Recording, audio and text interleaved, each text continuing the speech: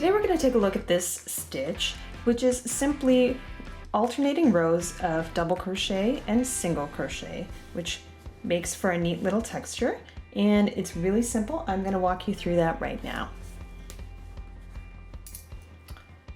So I'm going to start right from the foundation chain. So I'm going to make a slip knot, just loop my yarn around and pull through a tail here and tighten that just a little on my hook. Now I'm going to make a chain of just 12 for this demonstration. 1, 2, 3, 4, 5, 6, 7, 8, 9, 10, 11, 12. Now remember, when you're counting chains, not to count this loop that's on my hook right here. That doesn't count as anything. This is my first chain that I count from the hook. This has the first chain from the hook, second, third, fourth, etc. So I've got my 12 chains. This is the front of the chain. It's the back of the chain there. The front of the chain should look a bit like a braid. So now I'm going to begin with a row of DC or double crochet stitches. So when I'm working double crochet right into the foundation chain, I'm going to skip the first 3 chains and work into the 4th chain. So that's 1, 2, 3 chains from the hook. This is the 4th chain from the hook. I'm just going to put my thumb on there so I know when I get my chain into position that I'm working into the right chain. So to double crochet into this chain, I'm going to work into this top section of the braid, stick my hook in there. That's where I'm going to be working the stitch. But with double crochet, first I need to yarn over hook before I insert the hook into the space that I need, which is right here. And I'm going to draw up a loop. Then I'm going to yarn over hook, draw through 2 loops on hook, yarn over hook, draw through 2 loops on hook. That's 1 double crochet made. Now, why I have skipped those first 3 chains is because that's going to count as my first double crochet. If I were to just work into the first chain from my hook, I wouldn't have enough height or enough space. It would pull on the double crochet that I made. I need to get that vertical height first, and we do that by working a chain 3 as a turning chain or working into the 4th chain from the hook when we're working into the foundation chain. So that might become more apparent as we get along. So let me just finish my row here. So this counts as, my chain 3 counts as 1 double crochet, and then I've made 1 double crochet into the next chain, and I'm just going to do that all the way across, working double crochets to the end of my chain. So yarn over hook, insert into the next chain, draw up a loop, yarn over hook, draw through 2 loops on hook, yarn over hook, draw through 2 loops on hook, yarn over hook, insert my hook into the stitch or the chain, draw up a loop, yarn over hook, draw through 2 loops on hook, yarn over hook, draw through 2 loops on hook. So for beginners, it's often frustrating working into that chain because you really don't have a lot to hold on to, and it's easy to twist the chain, but just take your time, make sure you always have that braid side facing you. And remember, if you skip a chain, you can always just pull it back and start over. The foundation chain is the foundation of your piece, so you want to make sure that you get that correct. Okay, so I'm almost at the end of my chain here. There's my last chain. And also be careful, you don't want to work into that slip knot. Maybe you can see there, I've worked into my last double crochet, or my last chain, I've worked a double crochet, and then I've got this little piece of yarn over here. That's my slip knot, and you might be tempted to work into there, but you'll find it's actually very difficult to get your hook in there. So you'll know you've come to the end of your chain. So there I have my missed chained 3, which counts as a double crochet. So I've got 1, 2, 3, 4, 5, 6, 7, 8, 9, 10 double crochets in my swatch here. So whenever you're making a chain and you're starting with double crochets, you need to chain 2 more than the number of stitches, the number of DCs that you want in your swatch. Okay, so now I'm going to turn the work and work a row of single crochet. So I'm just going to turn this around.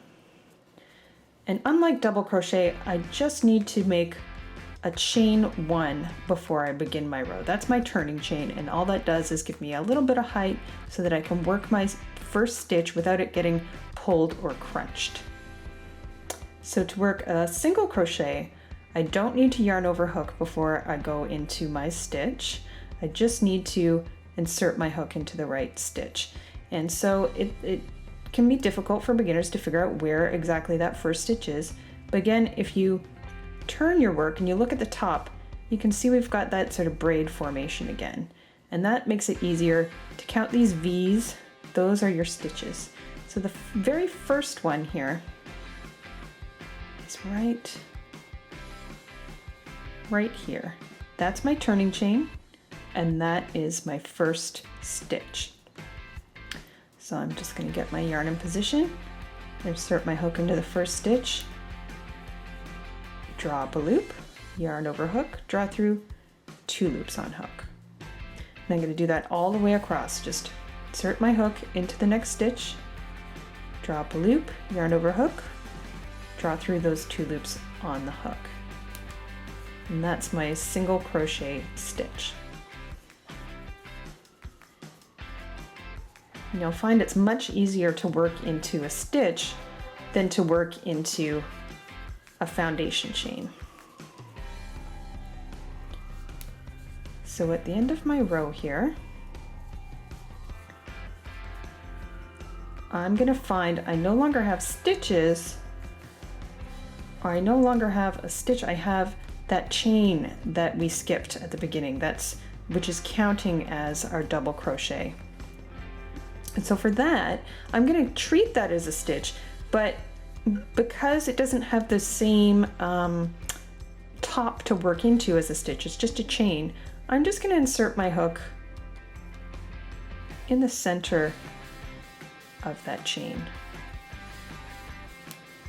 of the last chain that's at the top of my work, and work my SC into that. And then I have 12 SC, just as I had 12 DC. So I'm going to turn, and now I'm going to work a row of DC, or a row of double crochet.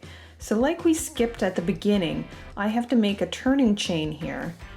And for DC, you'll want to make a turning chain of 3 chains. So I'm going to do that right now. 1, 2, 3 chains.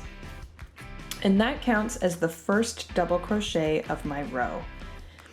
Now, because that counts as my first double crochet of my row, I'm not going to work into the very first stitch because I've already got my stitch here.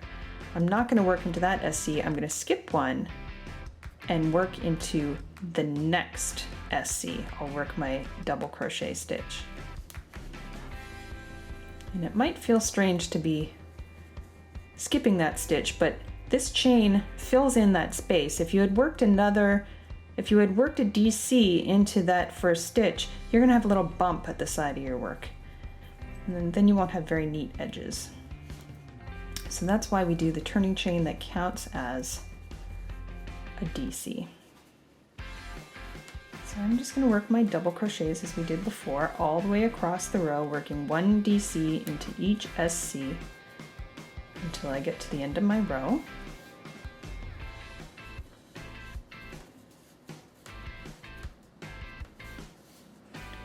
Put a little extra yarn there.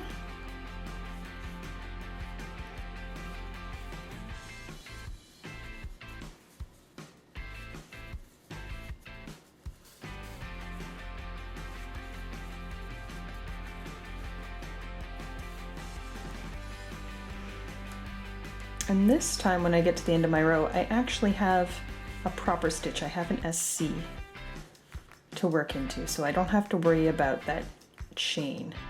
With the SC rows, now we're going to work another SC row, so I'm going to turn my work, make a chain 1 for my turning chain. That chain 1 with an SC row, that doesn't count as a stitch. That's just, it will blend in to the side. You don't have to worry about having a bump at the side of your work. It really just blends in, and it's just there to give us that little bit of height to work our first stitch. And so for the SC row, I worked into the first stitch, and the DC rows, because our turning chain of 3 counts as a stitch, you work into the second stitch. So that's about it. You can see our pattern is starting to form. It just makes the shorter rows of SC and the longer rows of DC. And if you continue to do that, you'd get a nice even piece like this of SC rows and DC rows. And that's all there is to it.